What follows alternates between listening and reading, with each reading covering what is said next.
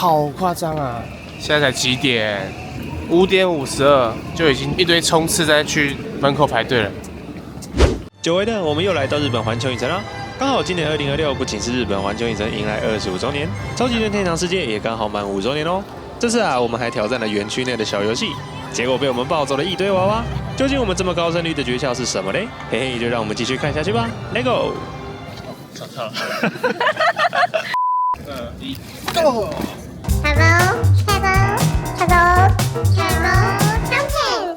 這次呢，小編我們有幸來到日本環球影城，在5周年的第一天就來到超級任天堂世界，體驗園區環境的氛圍。在超級任天堂世界的入口，特別設置了5周年的限定裝飾，以無敵星為主題，為園區帶來全面升級。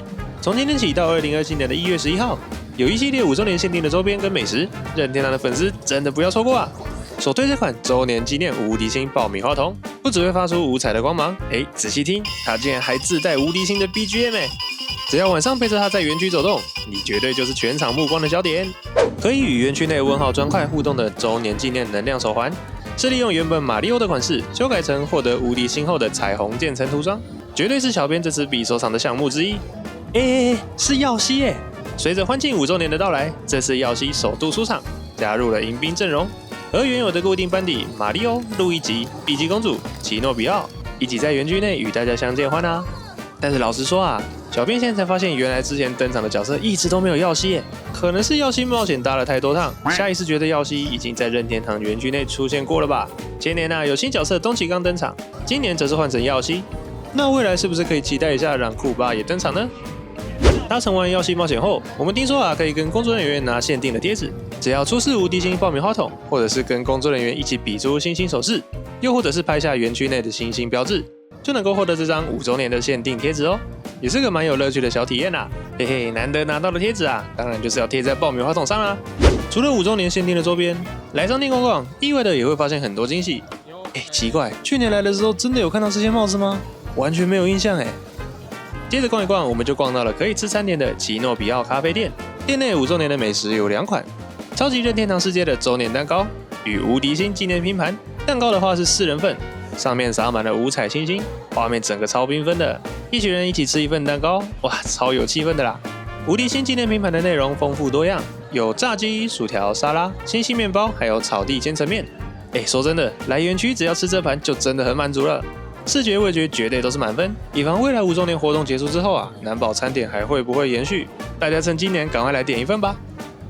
那我人剛好不在超級任天堂世界，但我也想品嘗周年限定的馬里奧美食，那該怎麼辦呢？在好萊塢大街的馬里奧咖啡店內，無敵星鬆餅三明治絕對是你可以邊走邊吃的好選擇。以無敵星為設計靈感，閃亮繽紛的芒果口味鬆餅，不要只看外表哦，裡面竟然還藏了跳跳糖真的很有吃到無敵星那種酥麻的無敵想象。還有店內招牌的蘇打飲品也很清爽，飲料裡面滿滿的果凍，讓你能量大升級。在園區內邊走邊喝，是真的頗適合的。離開了超級任天堂世界園區，整個樂園啊到處都是25周年的慶祝氣息。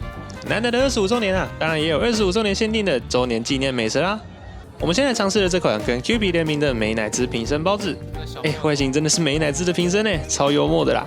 直接來給它擰開瓶蓋看看，裡面啊是鮪魚跟玉米。雖然是可以想象得到的味道，但是這2個搭配起來啊，就是好吃啦。另外，我們來到影城巨星餐廳這裡，來嘗試其中2款全面翻新的經典菜色：BBQ 豬肋排以及炸雞拼盤，還有雞腿咖喱拼盤。豬肋排跟咖喱的香味都很足，還有附贈25周年的主題杯跟吸管套哦。吃完可以直接帶回家當紀念品啦。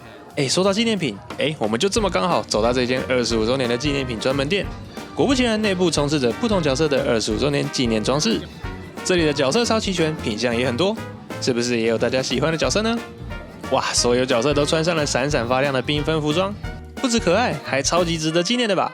馬里奧賽車還有方格奇吊飾的盲盒可以抽，這個閃亮亮的庫巴和馬里奧的吊飾也很有質感一不小心就大採購了一番。以前來日本環球影城的時候啊，在設施間穿梭時會看到很多的小攤販主持各種不同的小遊戲。這次啊，我們決定挑戰遍布園區的小遊戲。挑戰來抱走遊戲的獎品娃娃，每個遊戲區旁邊啊都有櫃檯可以購買遊戲幣，每次遊玩就會消耗1個遊戲幣，也可以直接購買6次遊玩的組合套票，比較划算哦。我們啊因為害怕失誤，娃娃會直接離我們遠去，所以我們索性直接買了6次啦。哇，這個容錯率直接大幅上升啊！小遊戲的位置呢，大致如圖。小小兵的遊戲區去年玩過啦，所以我們今年着重在其他小遊戲區。首先呢，我們來到湖畔旁邊的遠內捷徑小遊戲區，這邊看到的遊戲是 UN Ball， 把沙包丟出去擊倒3個牛奶瓶，但是要確實將奶瓶擊落平台才算數哦。總共有4次的投擲機會，那可惜啊，沙包跟平常丟的棒球手感不太一樣，所以應該不是實力的問題啦。最後還是有獲得一個安慰獎的小徽章啦。再來，我們看到的遊戲是投擲遊戲 Top Toss， 把球投進傾斜的桶子裡，只要球沒有掉出來，就可以獲得大娃娃哦。這裡也是一共有4次的投擲機會。我們先在旁邊觀察路人，評估一下，這個我們應該不擅長，於是直接跳過。不過隔壁有一個很有趣的彈跳遊戲 Goblet Lob， 將手中的皮克球拋進前方充滿洞洞的區域，只要球最後是停在藍色或是紅色的洞口裡面，就可以直接獲得娃娃哦。最後還是決定玩了一把試一下手感。看起來好像很簡單，但是彈跳軌跡幾乎是未知數啊！不會吧，還真的中哎！成功的把史努比給帶回家啦。在彈跳球遊戲旁邊有另外一個投擲遊戲，這裡也是要把牛奶瓶打倒，但是跟剛剛的不一樣哦。這裡的目標是大牛奶瓶，而且只有一個，有1整桶的沙包可以使用，在20秒內愛怎麼丟就怎麼丟。小編在旁邊觀察的心得啊，就是一定要打得非常準，瓶身才會傾斜。這個時候再一鼓作氣更用力的打下去。但估計應該要連續打中好幾次，那瓶又大又重的奶瓶才會倒下去吧？感覺太難了，這個也跳過吧。想要娃娃的這時候可以注意啦。我們聽說啊，有一個最容易的小遊戲，就是隱身在環球奇境內的 Bingo Bingo。玩法超簡單的，一局有8顆球，只要讓球滾進格子連成一線，就直接 Bingo 啦。只要穩穩的放好，基本上就是保底一個娃娃啦。我們也是輕輕鬆鬆就把 Elmo 的好朋友 Moppy 給帶回家嘍。只不過在獲獎的快樂之餘，也要提醒大家一個感傷的消息，那就是陪伴大家14年的芝麻街歡樂世界區域，即將要在今年的5月正式停運了。喜歡 Elmo 和其他芝麻街夥伴的朋友，一定要把握最後的機會，趕快來拍照哦。不過雖然區域會消失，但角色們未來還是會用巡遊跟見面會的形式留在大家身邊啊。我們接着來到了青山村的漫步道遊戲，這時候我們手上的小遊戲幣還剩3枚，這邊的小遊戲只有2種，一個是剛剛玩過的 UN Ball。另一個呢，則是講究控制力的 Coin Pitch， 有投擲30枚硬幣的機會，只要丟出去的硬幣留在盤子上，就可以獲得娃娃啦。前面比較平坦、比較大的盤子可以拿到大娃娃，後面比較小的白色小深盤則是可以獲得小娃娃哦。一開始試丟了一下之後才發現，怎麼會這麼彈啊？後來呢，是工作人員給了我們一個小訣竅，那就是平穩的丟高，而且不要翻轉硬幣，讓硬幣有機會直落在盤上，才比較不會亂彈哦。小盤子上面有硬幣了，這樣就保底一個小娃娃啦。接下來，大盤子也中了，這下大娃娃也確定入手啦。嘿嘿，查理布朗，乖乖跟我們回家吧。現在還剩下2枚遊戲幣，我們決定到隔壁換人再試一次 UN Ball。可惜這次還是沒有成功啊，只能說沙包的手感真的很不習慣耶。不過還是拿到了今天第2個安慰獎啦。剩下的最後1枚遊戲幣，我們又走回紐約區的園內捷徑小遊戲這邊，來試試看這個滾球投籃 Crazy Carnival。將小籃球用保齡球的方式往前滾，要想盡辦法投進籃筐，就可以拿到娃娃啦。這裡也是總共有4球的機會。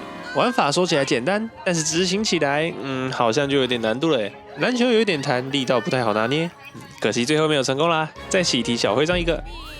總結來說，這次的小遊戲戰績6戰3勝，3個娃娃3個徽章，勝率有50%。算是還蠻成功的啦。大家下次來日本環球影城，不妨撥點時間來玩玩看這些小遊戲吧。帶着軟趴趴的史努比走在園區的吸睛程度，可是不輸無敵星爆米花筒呢。挑戰完所有的小遊戲之後，我們來到位於紐約區的日式餐廳彩道，剛好可以來這裡稍作休息。我們這次使用了豪華版關係樂享周遊券來兌換彩道的預約入場券，過程中會直接讓你選入場時間。來到現場後，給工作人員掃描預約完成的 QR code， 就可以順利入場啦。趁着餐點來之前當然要秀一下我們的戰利品吧，直接讓他們來一張大合照。我們這次分別點了3種不同主食的套餐，有牛排丼飯、海鮮丼，還有豬排的套餐。另外還點了3杯飲品，只是沒想到竟然是這麼繽紛的出場，視覺跟味道都意外的讓人驚豔呢。享用完餐點後，如果還有一點嘴饞這邊小編要來分享一個園區內的爆米花小撇步啦。在日本環球影城，如果你的手邊剛好有造型爆米花筒，吃完之後只要帶回餐車櫃台 refill， 價格會比單買划算很多哦，趕快筆記起來。裝滿了爆米花的爆米花筒，這樣子會倒出來。這麼滿，超滿的。所以呢，正確吃法是這樣子，打開來。哎呦，小知識，大家知道了嗎？以上就是小編這次3月到訪日本環球影城體驗的全部內容啦。這麼多個小遊戲，大家覺得哪個最好玩呢？這次的日本環球影城25周年，還有超級任天堂園區5周年的內容，大家還喜歡嗎？這麼多的周邊跟美食，你最喜歡哪一個呢？歡迎在底下留言告訴我們哦。如果喜歡我們的影片的話，別忘了按讚、訂閱並開啟小鈴鐺。想看其他影片的話，都放在這裡啦，趕快點進去看看吧。大家的支持是我們繼續出發的動力，讓我們在下一個日本的景點再會嘍，拜拜。